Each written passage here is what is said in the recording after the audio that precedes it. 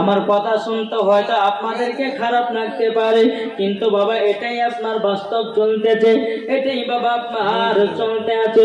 এবার ইসলাম মাদার সামানি কেরাম, ও ভাইরা, ইমাম হাসান ইমাম হোসেন বাবু সারা রাত্রি আপনার ওই অবস্থাতে পার করে দিলেন।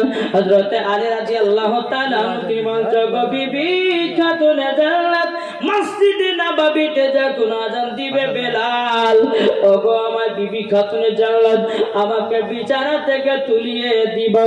মা ফাতেমা বলছে, স্বামী গো কেন আপনার কিনা স্বামী গো কেন তুলাইয়া দিতে হবে বলল।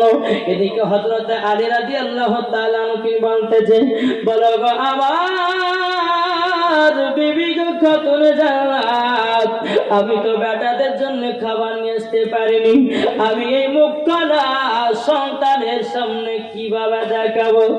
ওগো আমার বিবি খাতুনে জান্নাত, মসজিদে আযান হবে, আযান হওয়ার পরে আমাকে তুলাইয়া দিবা, মসজিদে নববীতে নামাজ পড়ে আমি কাদের তালাশ করব। হযরতে বেলাল মসজিদে নববীতে আযান দেয়, মা ফাতেমা বলতেছে, বলে স্বামী গো, ওগো স্বামী মসজিদে আযান তো হয়ে গেল, এখন বাজারে ব্যাগটা দাও, বাজারে ব্যাগটা নিয়ে গোটে গোটি ভাই আপনার মদিনাতে চলে যান।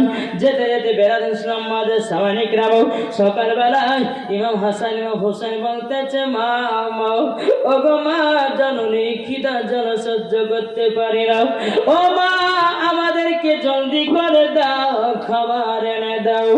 মা ফাতেমা বলছে, বেটা তোমার আব্বা জান আবারও মদিনায় গেছে, ও বেটা তোমরা একটু সহ্য সবর করো, সহ্য সবর করো।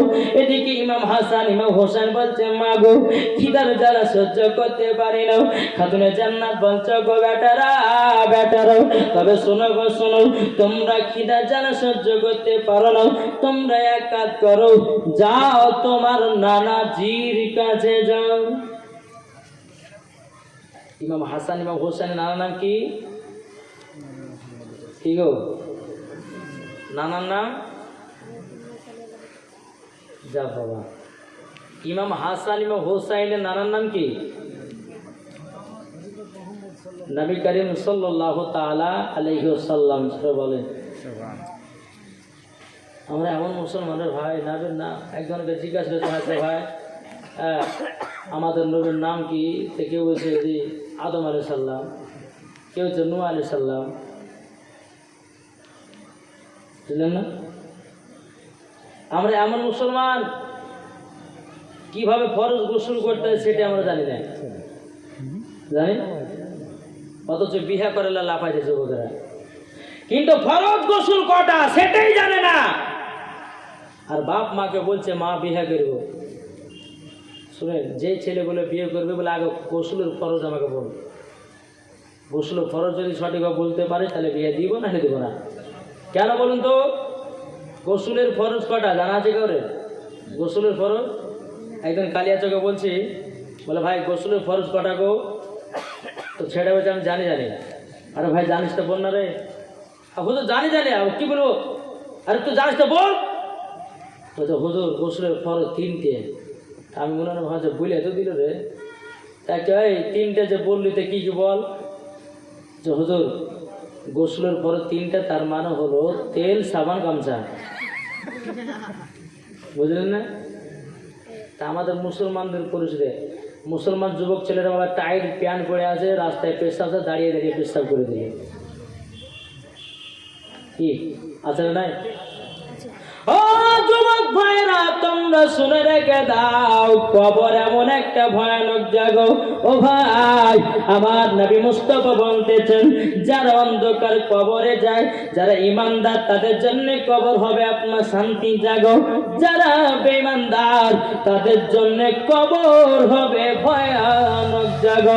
ও বাবা আপনাদেরকে কথা বলি রে বাবা, হযরত সুলাইমান আলাইহিস সালাম তিনি দুনিয়াতে বাবা 950 বছর হায়াত পেয়েছিল, তবুও বাবা তিনি রাত প্রসাদ বানায় নাই।